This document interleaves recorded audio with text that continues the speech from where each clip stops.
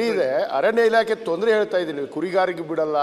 ಆಮೇಲೆ essential commodity act ಅಂತ ಇದೆ ಮಾನ್ಯ ಅಧ್ಯಕ್ಷರೇ, ಅದರಲ್ಲಿ ಈ ಕುಡಿಯೋ ನೀರಿಗೆ ಸಮಸ್ಯೆ ನಮ್ಮ ಹಳ್ಳಿಯಲ್ಲಿ ಈಗ ಬೋರ್ವೆಲ್ ಹೊಡಿಬೇಕಾಗಿದೆ, ಅದು ಫಾರೆಸ್ಟ್ ಏರಿಯಾದಲ್ಲೇ ಹೊಡಿಬೇಕಂತ ತೋರಿಸಿದಾಗ ಫಾರೆಸ್ಟ್ ಸಬ್ಜೆಕ್ಟ್ ಬೇರೆ. ಈಗ ಕುರಿಗಾಯಿಗಳಿಗೆ ಸಂಬಂಧಪಟ್ಟಂದು ಬಿಲ್ ಬಂದಿದೆ. ಈಗ ಮಾನ್ಯ ಅರಣ್ಯ ಸಚಿವರು ಕಾನೂನನ್ನು ತಂದಿದ್ದಾರೆ ಅಂತ ಹೇಳ್ತಾ ಇದ್ದಾರೆ.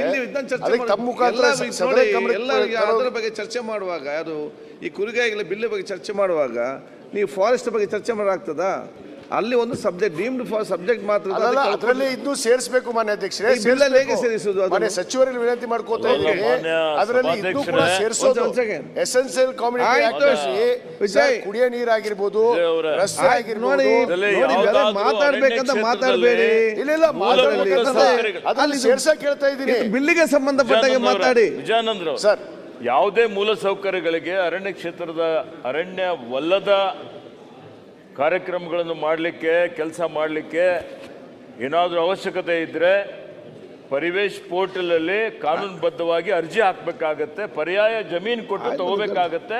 ಅದು ನಾನು ಮಾಹಿತಿ ಕೊಡ್ತೇನೆ ಸದಸ್ಯರಿಗೆ. ಮಾನ್ಯ ಅಧ್ಯಕ್ಷರೇ